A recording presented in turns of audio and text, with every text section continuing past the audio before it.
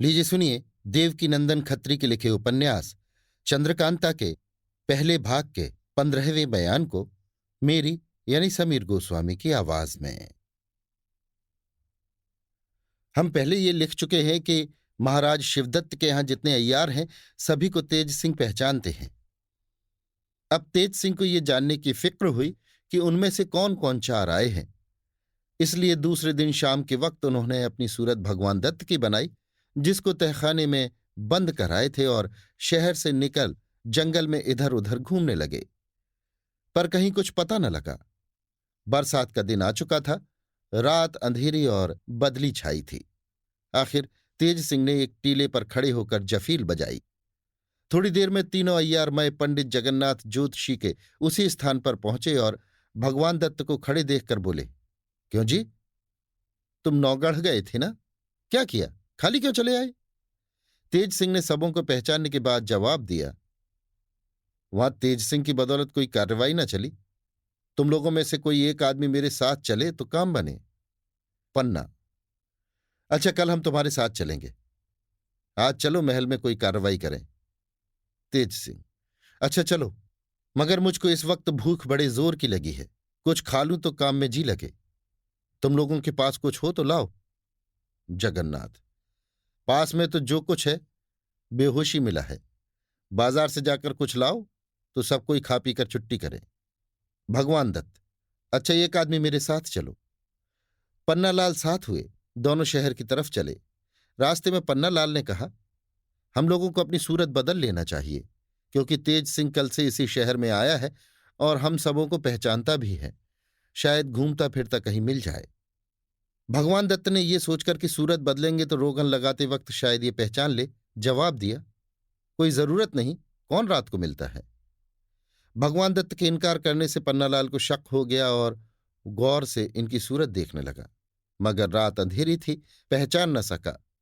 आखिर को जोर से जफील बजाई। शहर के पास आ चुके थे। अय्यार लोग दूर थे, जफील सुन न सके। तेज सिंह भी समझ गए कि इसको शक हो गया। अब देर करने की कुछ जरूरत नहीं, झट उसके गले में हाथ डाल दिया। पन्नालाल ने भी खंजर निकाल लिया। दोनों में खूब जोर की भिड़ंत हो गई। आखिर को तेज सिंह ने पन्ना को उठा के दे मारा और मुश्कें कस बेहोश कर गठरी बांध ली तथा पीठ पर लाद शहर की तरफ रवाना हुए। असली सूरत बनाए डेरे पर पहुंचे। एक कोठरी में पन्नालाल को बंद कर दिया और पहरे वालों को सख्त ताकीद कर आप उसी कोठरी के दरवाजे पर पलंग बिछवा सो रहे।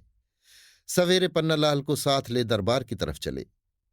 इधर रामनारायण, बद्रीनाथ और ज्योतिषी जी राह देख रहे थे कि अब दोनों आदमी खाने का सामान लाते होंगे, मगर कुछ नहीं, यहां तो मामला ही दूसरा था।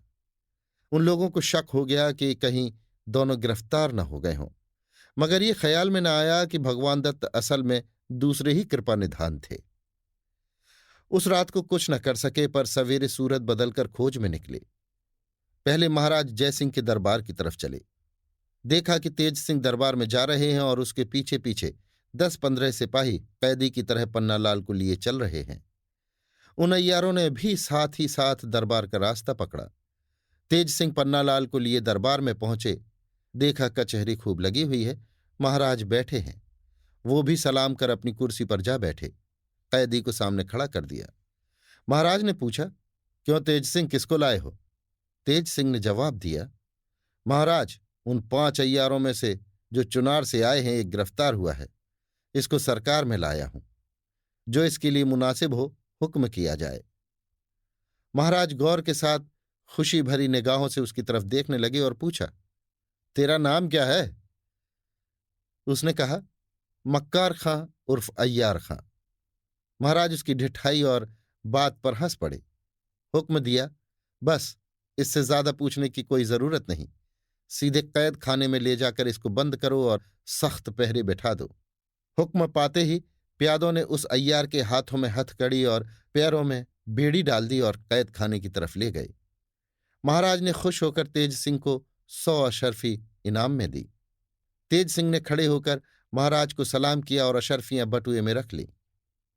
रामनारायण, बद्रीनाथ और ज्योतिषी जी भेष बदले हुए दरबार में खड़े ये सब तमाशा देख रहे थे। जब पन्नालाल को कैद खाने का हुक्म हुआ, वे लोग भी बाहर चले आए और आपस में सलाह कर भारी चालाकी की।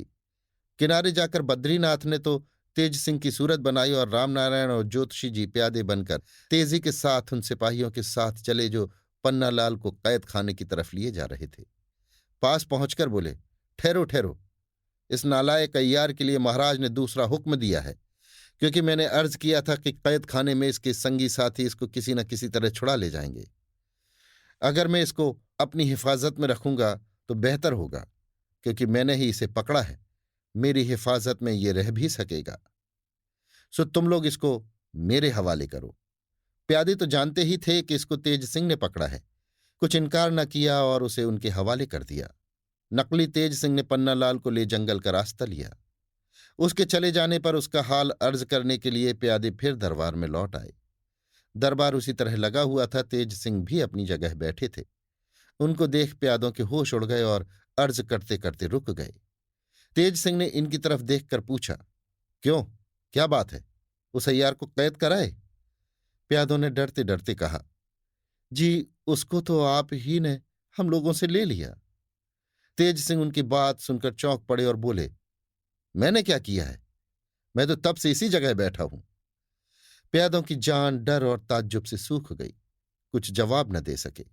पत्थर की तस्वीर की तरह जैसे कि तैसे खड़े रहे। महाराज ने तेज सिंह की तरफ देखकर पूछा, क्यों, क्या हुआ? तेज सिंह ने कहा, महाराज अय्यार चालाकी खेल गए, मेरी सूरत बना उस कैदी को इन लोगों से छुड़ा ले गए।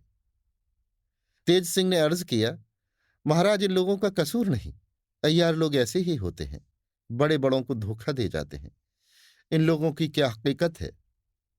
तेज सिंह के कहने से महाराज ने उन प्यादों का कसूर माफ किया, मगर उस अय्यार के निकल जाने का रंज देर तक रहा। बद्रीनाथ वगैरह पन्नालाल को लिए हुए जंगल में पहुंचे। एक पेड़ के नीचे बैठकर उसका हाल पूछा। उसने सब हाल कहा। अब इन लोगों को मालूम हुआ कि भगवान दत्त को भी तेज सिंह ने पकड़ के कहीं छिपाया है। ये सोच सभी ने पंडित जगन्नाथ से कहा, आप रमल के जरिए दरियाफ्त कीजिए कि भगवान दत्त कहाँ है। ज्योतिषी जी ने रमल फेंका और कुछ गिन गिनाकर कहा, बेशक भगवान दत्त को भी तेज सिंह ने ही पकड़ा है और यहां से 2 कोस दूर उत्तर की तरफ एक खोह में कैद कर रखा है। ये सुन सभी ने उस खोह का रास्ता लिया। ज्योतिषी जी बार बार रमल फेंकते और विचार करते हुए उस खोह तक पहुंचे और अंदर गए। जब उजाला नजर आया तो देखा सामने एक फाटक है, मगर ये नहीं मालूम होता था कि किस तरह खुलेगा। ज्योतिषी जी ने फिर रमल फेंका और सोचकर कहा, यह दरवाजा एक तिलिस्म के साथ मिला हुआ है और रमल तिलिस्म में कुछ काम नहीं कर सकता। इसके खोलने की कोई तरकीब निकाली जाए तो काम चले। लाचार वे सब उस खोह के बाहर निकल आए और अय्यारी की फिक्र करने लगे। अभी आप सुन रहे थे देवकीनंदन खत्री के लिखे उपन्यास चंद्रकांता के पहले भाग के 15वें बयान को मेरी यानी समीर गोस्वामी की आवाज में।